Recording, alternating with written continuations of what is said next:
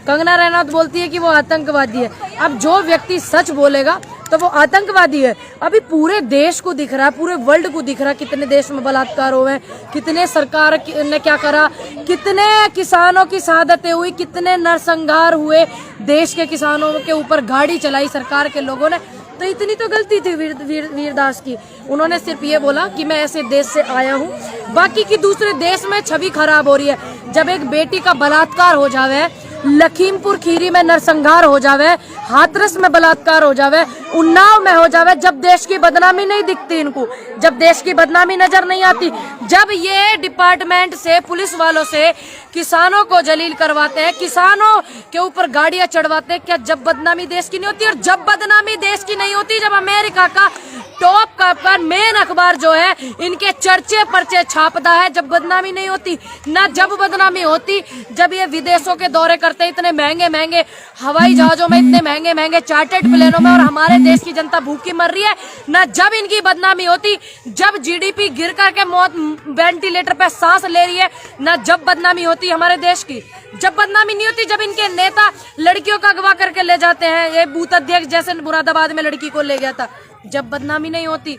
अब देखिए, अब बदनामी अब हो रही है, हर एक घंटे के अंदर 2 घंटे के अंदर हमारे देश में बलात्कार होता है, तब बदनामी नहीं होती। बदनामी तब नहीं होती जब बीच बिल्कुल कोर्ट के अंदर दिल्ली जैसी जहां पूरा सिस्टम बैठा और वहां गोली चल जा रही है, भूकंप मच जाए, जब बदनामी देश की नहीं होती।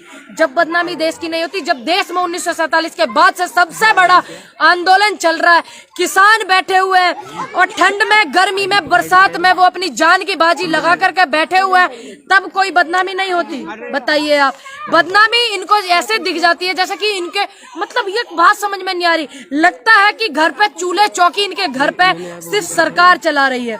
बाकी इस लोकतंत्र में, लोकतंत्र को बचाने के लिए देश में लोकतंत्र बचा हुआ है, आपके प्रदेश में हो ना हो लेकिन देश में है, ध्यान रखिएगा।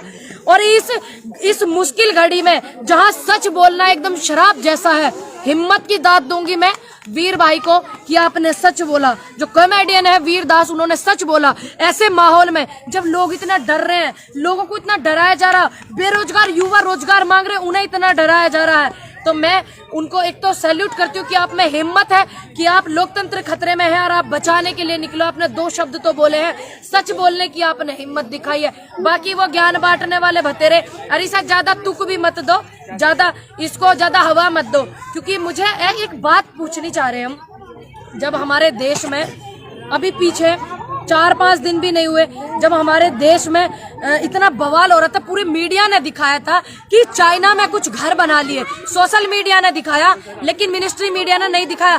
चीन ने इतने घर बना लिए भारत के अंदर, क्या जब बदनामी नहीं हो रही? इतनी बड़ी बड़ी आंखें घुमाने वाले नेता इनके, क्या अब चीन को नहीं देख रहे? चीन बॉर्डर को क्या वहां नहीं देख रहे? इतने सारे घर बना लिए, उसमें कोई बदनामी नहीं है। जब इतने सारे सेना में हमारे जवान चले जावे, शहीदी हो जावे, और जब ये क्रेडिट लेने के लिए चले जावे, जब कुछ अच्छा होता है और जब कुछ बेकार होता है, जब शहीदी हो जावे, जब उनका हौसला बढ़ाने के लिए ये लोग नहीं होते हैं। बाकी आप सब लोग सच बोलने वालों के साथ रहो। देखो कितनी समस्याएं देश के अंदर, इतनी मतलब तानाशाही दिखा रहे हैं ये लोग। तानाशाह के अंदर कोई व्यक्ति अगर सच बोलता है तो ये हिम्मत की बात है, हौसले को बढ़ाना चाहिए आपको उनके।